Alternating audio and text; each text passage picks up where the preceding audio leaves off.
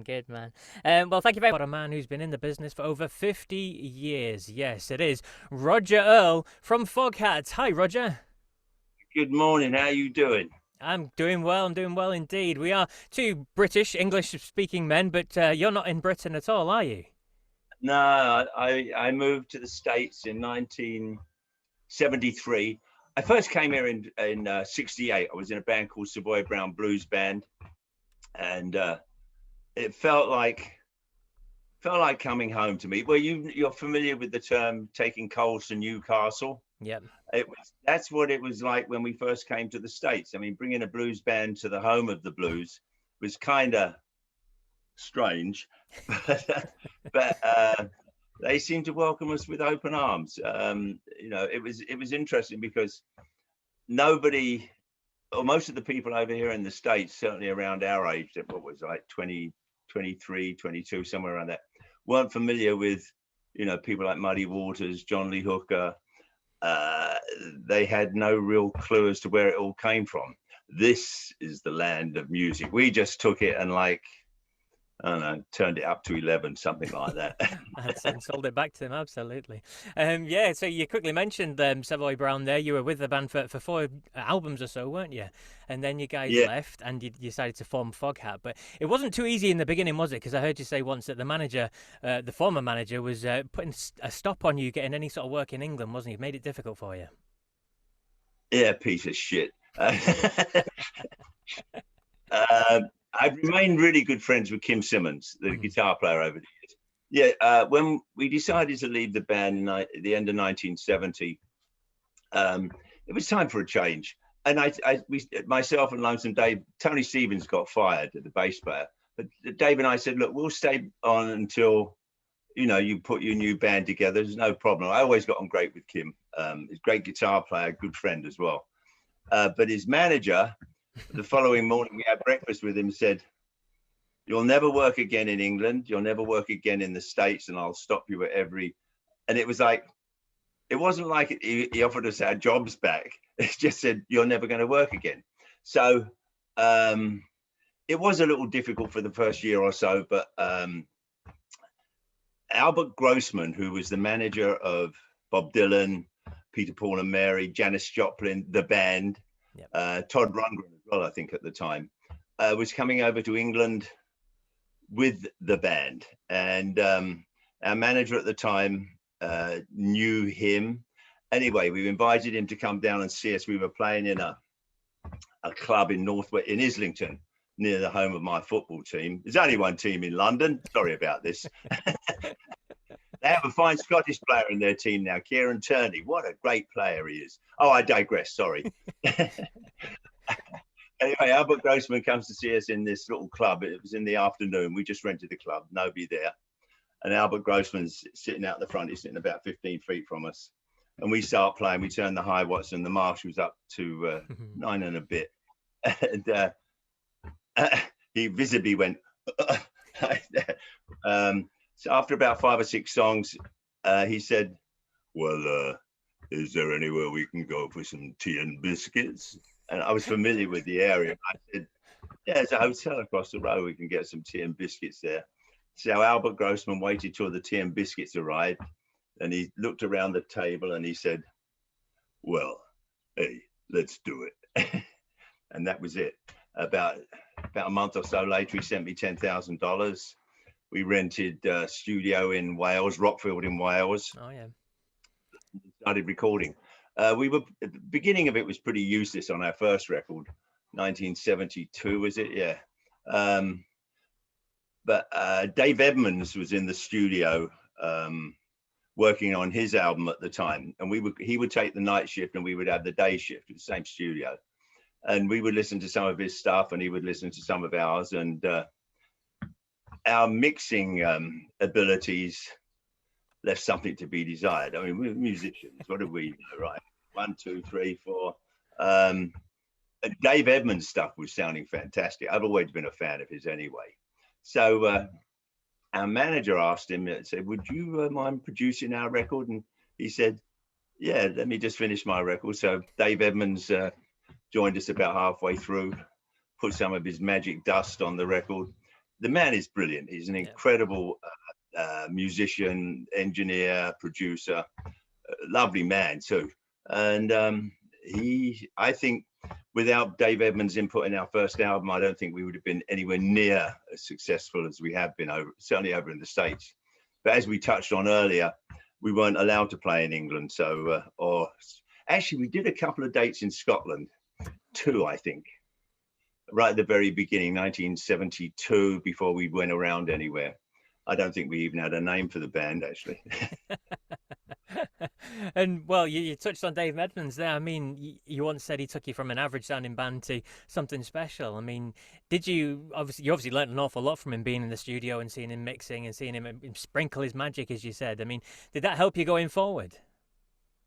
Yeah, well, off the first album, I Just Want to Make Love to You, Willie Dixon's song, recorded by Muddy Waters, was our first hit over in the States. It made a little bit of noise in England. We actually did a 3-week tour with Captain Beefheart in England, and I think we went to Scotland as well. But it was that the only reason we got that date is because those dates, because again, our ex-manager was trying to stop us from playing.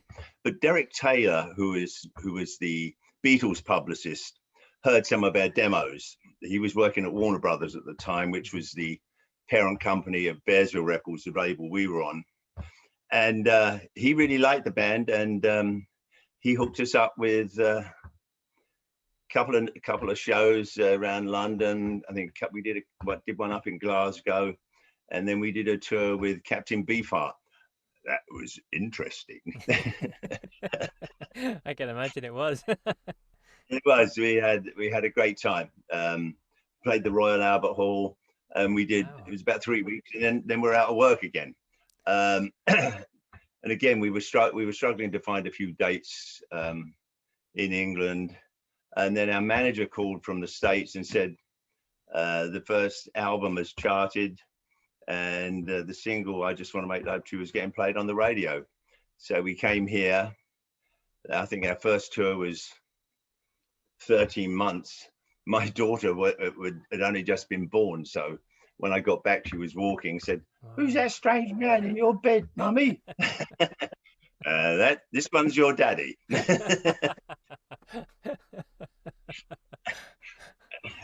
Life of a musician on the road, eh? Absolutely. You mentioned your version there of "I Just Want to Make Love to You." I mean, obviously you're influenced heavily by some of these incredible artists that you've spoken about and you've mentioned, and you've been fortunate enough to play with as well, didn't you, in later years and stuff. But in terms of that song on itself, then, did you pick that one because it was a song that you guys loved playing? Was it something you just loved listening to? I mean, why that song in particular? Well, some people thought maybe we ruined it. Muddy's version was like the quintessential version of it. The Stones obviously did a version, and a few other people. But I think it goes back to our first album, Dave Edmunds mixing and producing it. I mean, he had he turned the song from a bunch of English rockers making some noise, I think, into a classic sounding rock and roll tune, which, rock and roll, comes from the blues. Without Chuck Berry, Muddy Waters, Willie Dixon, there would be no rock and roll without artists like that. Well, no Rolling Stones without Chuck, would there? Yep. That would be a sin. Absolutely. And just quickly as well, you mentioned that you toured before you had a name. I mean, the name itself, Foghat, where did that come from?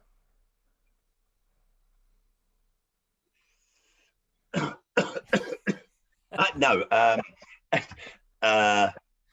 Dave, Lonesome Dave, our original lead singer, was playing a Scrabble type of game with his brother John, and when they were about 13 or 14, I think, teenagers, and Dave made up the word.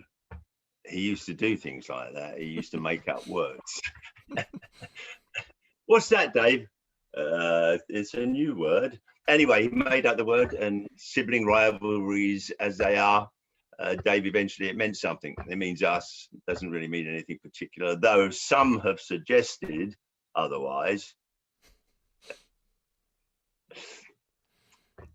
does sound good. It does sound good. Now, in terms of the success you had in America, then, because as you said, you went over to the States and you stayed there, and you had some huge success in North America and in the US and Yeah. Canada and even Australia as well, but you didn't really touch over here. I mean, why was that you didn't come back to the UK and try and break it here? We came back once. We did a show in London that was filmed by Warner Brothers for a special on all their artists that were touring. There was us, Little Feat, and I think the Doobie Brothers. Actually, two of my favorite bands, Little Feat. And I don't know if you've ever seen them. You heard Little Feat? They're one of my favorite bands, an incredible band. It was, I think, then what happened was our manager at the time, who was rather arrogant anyway. He used to be a friend of mine, but he just didn't want to go anywhere else. And we were doing so well in the States. In fact, myself and Dave, I remember having a meeting with him saying, look, why don't we go to Europe and and play there? And I think his main thing was that we were sort of so successful here, he didn't want to sort of leave, which is a shame because, I'm still around, and though this is my adopted home, I would love to have done more shows in Europe. We played the Sweden Rock Festival a couple of times, and that was really cool. The Swedes, they're so well organized. It's unbelievable. They have half a dozen different drivers, and they all seem to know what they're doing. The stages are always set great. All the equipment works. Maybe the Swedes should be in charge of everything, I think. Lovely people. There's a lot we can learn. There's a lot we can learn, absolutely. You're talking about the success in America then. I mean, what was it, 8 gold albums, a platinum album, a double platinum album? It was just phenomenal, the success you had over there. The big one, your first one that went platinum was Fall for the City, and we'd like to touch on that one from 1975. And just ask you about the cover as well. We spoke a little bit about fishing before we hit record, and obviously the famous cover of you sat on the front there. Was it fishing down a manhole? I mean, where did that one come from? Our bass player at the time, Nick Jameson, who was also our producer, he'd helped produce a number of records for us. He was, I originally met him when he was the chief engineer at Bearsville Records back in 1973. We became really good friends, and we used to play badminton together, and we used to go out jamming at the local bars up in Woodstock. And he's one of those musicians. This is Nick Jameson I'm talking about. He's one of those musicians that can pick up any instrument and play it within 5 minutes. He's playing it like he's played it all his life. Don't you hate people like that? Yep. Us mere mortals struggle at our one sort of job, for a better word, but I hate people like that. Just like kicks it up. And I'll give you an example. When we were doing the Fall for the City album, Lonesome Dave had been carting a tenor sax around with him for the last 3 years, so he always knew what room Dave was in. Sax players, come on, the sax players are cool. They stand there and they do all those cool horn riffs. Anyway, we're in the studio, we're messing around one day, and Dave had written this song called "Going to the Mardi Gras," and Nick is listening to it, and we shared a house up in Sharon, Vermont, where the studio was. We shared a house, so we were all jamming all the time. And Nick said, hold on a second. He disappeared for about 2 hours. He went into the local town, which probably wasn't very big, but apparently it had a store that had an old soprano sax in it and a sopranino. I think he brought 2 saxes back with him. And he started, he'd never played before. He starts writing out charts for horns, and then Dave's going, I don't know if I can read the chart, but I can follow. And he wrote all these horn sections for this one song called "Going to the Mardi Gras." It never made it onto the record. What happened to that song? I don't know. It's sort of in some sort of big seller at Warner Brothers. Maybe we could hear it one time. And then we've got to talk about the big single that came off that album as well. Here on Vintage Rock Pod, Classic Rock Stories, we like to hear about these big hits and things like that. Now, some people I speak to tell me that the big hits, they knew it was going to be a hit from the second they wrote it. Some people tell me it was an album filler. They didn't expect it to go as big as it did. So Slow Ride, I mean, the first time you heard it, played it, recorded it, what was your feelings about the song? Um, yeah, it was the first time we recorded it. Rod Price and I, who was our lead and slide guitar player at the time, owned a house down here on Long Island, and we were like the odd couple. We'd we'd soundproof the basement, and Nick Jameson had just joined the band on bass. And the first song we started, a lot of our songs came from just jamming. You know, I'd just start playing and everybody join in, or vice versa. And basically, Slow Ride comes from it's a John Lee Hooker riff. Instead of playing it like a shuffle, it's played like in a straight 4/4, you know, instead of like a shuffle. So we actually did the whole arrangement to the song, you know, like the drum and bass breakdown in the middle. And after we've been doing this, Dave said, I think I've got some words that will fit to that. And that's how it happened. Nick Jameson and I were finishing mixing the Fall for the City album. Nick did all the mixing. I'd bring in tea and biscuits. Anyway, and we finished mixing it, and the B side was "Save Your Lovin'." That was off the same album, and we took it back down to Bearsville Records and played it for the head honcho there, Paul Fishkin, and he said, because it was Nick and I decided it was a single. Going back to what you asked, yeah, it was the first time that I ever thought of a single, and Paul said, "Well, that can't be a single. It's nearly 8 minutes long." We said, "To you, not to you, to Paul." And he said, "Well, you can't put a 7-minute song out." And we said, "Yes, we can. We can do whatever we want." So it did go out initially as a 7-minute song, but then reality struck home, and the radio stations were editing it themselves. So we figured it'd be better if we just got Nick Jameson to edit it, and he brought it down to about 4 minutes. But yeah, that was John Lee Hooker riff. Yeah, it was a big hit for us. And incredible longevity behind it as well, because it's stuck around forever, and it's got so many different generations that know it from different things. I mean, I've got an 8-year-old son he's got his own little Spotify account, and he's always listening to all these weird and random things. He hooks up to the car while we're driving. He had a traffic song on. I'm thinking, that's 60s. Where's he got this from? And then Slow Ride came on. He sat there humming away to it, and I'm thinking, where was it? 8-year-old? It's just incredible. That song just seems to bridge all the generations. I think, the late 60s, maybe I'm biased because that was like, when I really started, learning my craft, learning my trade, like, doing it. It was a great time to be involved in music. Maybe we're biased, but it was. I mean, there were some incredible bands that were coming out. As you mentioned, Traffic, one of my favorite bands, Stevie Winwood. Yeah. And Spencer. It was like, it was a great time to sort of be into music. There was a lot of great bands going around, and I was glad I was born when I was born. You know what I'm saying? Because it was a great time to be involved in music. Actually, there was always music in our house.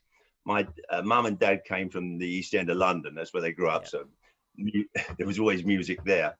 Dad played piano and sang. He used to sing in some of the local pubs and stuff. And also when he was growing up, apparently he was in a band, which I didn't know about.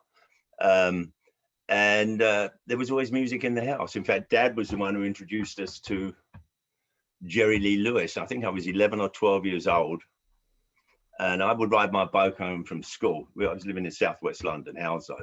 And Dad was working at, he was a panel fitter at Aston Martin's at their old place in Feltham. Mm-hmm. And I would come home and there would be these exotic, Kingfisher blue, red and British racing green cars parked outside because he had to road test them. And one day he brought home a single by Jerry Lee Lewis. I can't remember which one it was. I remember the B-side, which was Mean Woman Blues. And he said, "Yeah, have a listen to this boy, son. He can really play the Joanna." And about 3 months later, he took me to see Jerry Lee Lewis, and as my mother was wont to say, it addled his brain. He was never the same after that. Now, I was one of those fortunate few that had really cool parents. Dad never beat us. He just had to raise his voice, and we would go. which was good. I was very fortunate where I grew up, and also I had friends that were playing in bands since they were like 10 or 11 years old, and that was the first band I joined. So life is good. Absolutely. You're talking about London and times like that. I mean, I spoke to Kenny Jones and Simon Kirke, and they all talk about that sort of stuff as well, and the Drummers Union and what it was like back then in the 60s playing the drums and kind of coming from that scene. I mean, like you said, best time to grow up. It was. I used to go to the Marquee Thursday nights to see who was that? Well, the Stones would play there, the Yardbirds, of course. It was it was a great time. Actually, I remember one time Mick spilled a beer on me. a brush with greatness. He'll play Ireland, and he turned around and bumped into me and spilled his beer on me. And he said, "Oh, sorry, mate." I said, "That's okay." Seems it's you, yeah. Absolutely. Actually, I love the Stones. They're a great band. Absolutely fantastic. And just one last little story. Jimi Hendrix, you tried out for you auditioned for the band, didn't you? Can you tell us about that? Yeah. I didn't get that job. No. The right drummer got the job. I can say that, though. His manager, who was a bass player with the Animals. I played in a band when I was 18 that he'd put together. We didn't go out and play anywhere, but he had my phone number. I was a commercial artist in London at the time. That's how I earned my living. I was pretty good at it too. But he called me up and said, "Have you heard of Jimi Hendrix?" And everybody was talking about him,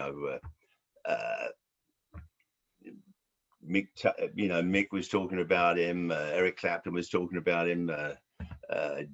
It was in all the newspapers. So I said, "Yeah, did you want to try out for the drum?" And I said, "Yeah." Borrowed my dad's car, took it up to London. That was when you could. My older brother helped me with getting the drums downstairs. Actually, we were standing outside. Of course, it's raining down there. It doesn't always. And we were playing at it was a lunchtime. It was a club called Birdland, just off Piccadilly Circus. And Jimmy came up to a couple of people in line. He came up to me and started talking to me about some of the songs he'd written the night before. And really cool guy. I eventually got up to play with him, and he started playing. He had a Marshall stack, and he started playing. I really couldn't quite come to terms with his music to start off with. Then he played, to the best of my recollection, he played like a slow blues, and then I could do that. And he played a Chuck Berry song. I could do that. Then I think he played a few other things, and he was very generous with his time. I probably played for about 40 minutes, I think, but the drummer he picked was the one. Mitch Mitchell was incredible in that band.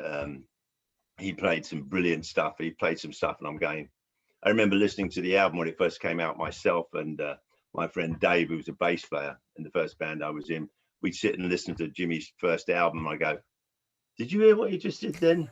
And Dave would say, "Yeah, what was that?" I said, "I don't know. I was talking about the drummer." He said, "Well, I was talking about the..." Oh, it was... No, Jimmy was... he was... I think in the world of like we're in, when so many people... There's so many great guitar players out there, to stand out from, the crowded room that it is. Yeah, Jimmy was totally unique. I've seen some of his early stuff. I'm also friends with probably what might be construed as his mentor, Buddy Guy. There's Buddy. There he is. There he is. I carry a picture of him in my wallet. Beautiful man. That's a picture from... I presented at the Memphis Blues Awards about 4 or 5 years ago. I was a presenter, and Buddy won everything that night except piano. I don't know if he plays piano. If he does play piano, he probably won that award too. He got 4 or 5, I think. Anyway, I digress. An incredible experience, an absolutely incredible experience. Speaking of incredible experiences, 50 years of Foghat. I mean, you guys are still on the go. You're 75 now. I mean, you've spoken very warmly, obviously, about your good friend Lonesome Dave, who passed away in Yeah. 2000, and various other, Rod as well, and Craig is sadly not with us anymore. But you've kept the band going. Foghat are still touring. You've got dates across the states, haven't you, right now? I mean, how good is it to be out in front of real people again? You can't even begin to imagine how happy I am about that. Yeah, we've done 3 shows so far. We wanted to wait until, obviously I've been vaxxed, and or the band has, and the crew. I was concerned more about our fans, because they're a pretty rabid bunch. And I mean, they come to a Foghat show and they have a good time. They don't sit there and go, no, none of that. They're up on their feet. And I was just concerned, because the COVID thing is a real nightmare. I mean, people die from that. Yeah. It's not like, and I'm not going to get on it too much, but the reason you get vaccinated is not just for yourself, it's for others, so you don't pass it on. In fact, I have a personal experience about that. My brother-in-law was diagnosed, had COVID, but he had no symptoms whatsoever. Crikey. And so he came. We have a small cottage on our property where we live, and he came and stayed there for like 2 weeks, and then he went out and got tested, and he was clear again. But it was like he had no symptoms. It was only because he got tested. So get tested, get the jab, and help your fellow human beings out. We haven't lost anybody in the immediate family, but friends of family have lost, grandparents, and a couple of people have lost parents. It's been a real nightmare over here. It is good to be out playing again. I wear my mask. The people who don't think masks they are a drag, that's for sure. Breathing your own makes me clean my teeth on a regular basis. So,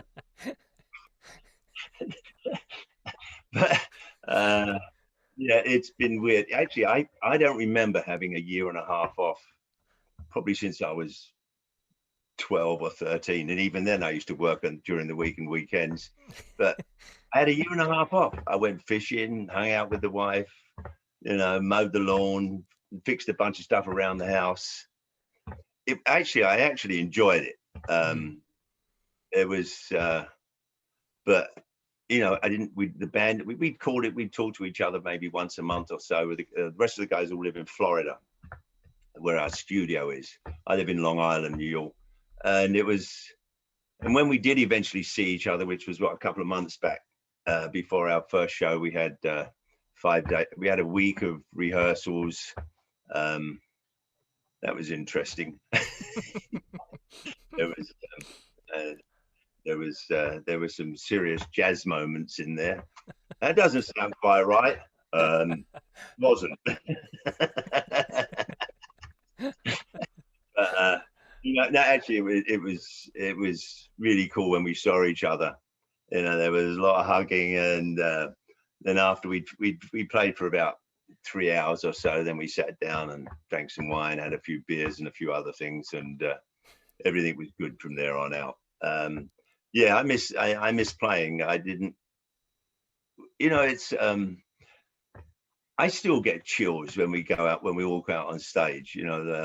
Before we actually walk out, then they have some music going on, and I still get chills. It's like in fact, I'm grateful when the first song starts and I can get into what I do. But yeah, I'm one of those fortunate few in this world who gets to earn a decent living at something I love doing. The immortal words of Lonesome Dave, I'm going to roll till I'm old and rock till I drop. I don't feel very well. And hopefully that's no time soon. Absolutely. And just talking about live stuff, I mean, you recorded a live album recently, didn't you? It's out now. It's called 8 Days on the Road. Do you want to tell us a little bit more about that lovely thing you've got in your hand? Yeah, right there? look That's at that. And more importantly, you get a double CD, an hour and 40 minutes of music, and a DVD. Yeah, it was recorded at Daryl's House Club, upstate New York, we don't normally get a chance to play in small rooms. It only held, it was a really cool club. It's all wood. I love to eat. The food was fantastic there. If anybody ever gets to go, Daryl's House Club in Pawling, New York, just order anything off the menu. It's great. We got the engineer, I think, who was recording us. I think he used to work with Daryl, probably did his monitors or front of house. At a 5-camera high def shoot. We'd also that week we had a sprinter van. If the mileage is like 300 miles or less, we drive. Otherwise, 99% of our shows we fly to everywhere. But we had a sprinter van, so we did three or four shows in a row. That was the last one, so we were kind of tired. But I think the band actually plays better when they're a little bit tired because you have to concentrate. Concentrating on music. What is that? I was really pleased with the way the sound is fantastic. The people who worked there were just really, really cool, but real professionals. Brian Bassett, our lead and slide guitar player, actually played in Wild Cherry, which was Play That Funky Music, White Boy. He was a guitar player in that band. Actually, we did that on the record. We used to play it at sound checks, and I said, why don't we play it as an encore or something? Everybody seems to like it. So we did that. We did one of the songs off of our first album. We did Chuck Berry's Maybelline. Yep. That's really, really quick as well. It's really fast. It's like sounds like a punk band. Yeah, right. 75-year-old punk. Yeah, I could see that. Lovely. And where can we get our hands on this then? Let's see, where can you get this? Go to Amazon, go to, who else can we go to, Linda? Foghat.com. Yeah, foghat.com is the best way you can find it. Yeah, you can also buy our wine. No, I don't think you can ship wine to Europe, can we? That's sad, actually. Usually when I we've got a big audience in the US and Canada, don't you worry. Okay. Yeah, we have a wine brand that myself and my girlfriend do. That's a lot of fun making wine. This about 2005. We played 2 sold-out shows on the West Coast, and a winemaker called Steve Rasmussen came to see us, and he sent an email to our manager at the time and said, would you be interested in making wine? Because Foghat sounds like a good idea for wine. And I said, yes, please. So we went out there. We took a tour of a whole bunch of vineyards in the central coast of California, and we started making wine. And a lot of fun, a lot of work as well. Yeah, we actually pressed our 2010 Chardonnay and Pinot Noir. Wow. We made that ourselves, but usually we'll work with our winemaker. Yeah, we're not making any money at it, but I have a huge wine cellar. And people can see that at foghat.com. That's the best place to get all that, absolutely. Yeah, foghat.com. All things about the new album. 8 days on the road. Gonna roll to a old rock till we drop, and yeah, check it out. I was really pleased with the way it sounded, and it's our 50th anniversary. It seemed like a good idea. And like hour and 40 minutes. Wow. What's not to like, indeed? What's not to like, indeed? Yeah, so what does the future hold for you? What does the future hold for you and for Foghat then? Well, we've got about 30 shows booked for the rest of this year. We'll be doing that. We're also started working on a new studio album. We'll be in the UK next summer. Oh, yeah, we were going to be in the UK next summer. What date? Middle of July, around the 20th. Middle of July, down in Kent. Is it Maidstone? Ramblin' Man. That would be cool. Yeah, I'm looking. Well, it was supposed to have been last year, of course, and then this year they decided not to do it, which was probably wise. Yeah, Ramblin' Man Festival. I'm looking forward to that. As long as the good Lord doesn't decide to take me in between then. And to quote Johnny Cash, let's hope the the water doesn't rise too high. I live in a houseboat. Living dangerously. Yeah, I'm looking forward to coming to England then, or Europe. They're going to try and get a bunch of other dates. Maybe we can come to Scotland. Yes, do so. Yeah. Actually, my football team has got this incredible player, Kieran Tierney. I don't know if you've heard of him. Yes, yeah, left back. Have you heard of That's him? the one. Yep. Whoa. Oh, the boy is incredible. I think they should have a few. I think they should have a few more Scots in Arsenal. Probably improve them a lot. It wouldn't take much at the moment. Let's be honest. It's true. It's been but I like their manager. Yes. I like, Mikel Arteta is a really cool guy. I mean, I really like him. I hope they do well this year because then he can stay. Yeah. I have faith in the man. Oh, listen, we've got onto the real subject now. Football. There you go. Did you watch the Euros? Pardon? Oh, yes. I watched the Euros. That was interesting. It was England and Italy. That was a good game, actually. I thought it was really pretty weird about how some of the black players got all this racist crap thrown at them. I really felt for Saka and a couple of the other players. Yeah, Rashford. I mean, what a fabulous player he is. How people do shit like that, I just don't get it.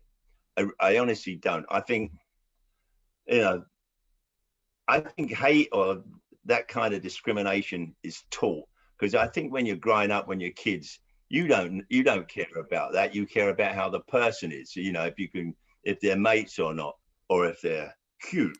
Yeah. But that really bothered me, and I hope they get over that. And I think in football, the anti-racist thing is in sports, we're all equal. Though some are more equal than others because they have real talent. And also, I think the same in music. It's same. There's like a brotherhood and a sisterhood of, because you love sports and music. So I guess if everybody just played sports and played music, we could get rid of racism. Happier place, absolutely happier place indeed. Well, it's been an absolute pleasure chatting with you. Speaking of happy things, it's been an absolute pleasure chatting with you, Roger. I wish you all the best for the future. It'd be great to catch up, Rambling Man, next year when you come over. And everybody get on the brilliant new live album, which is out now, 8 Days on the Road. Check out foghat.com and see what the band are up to. Thank you. Pleasure talking to you.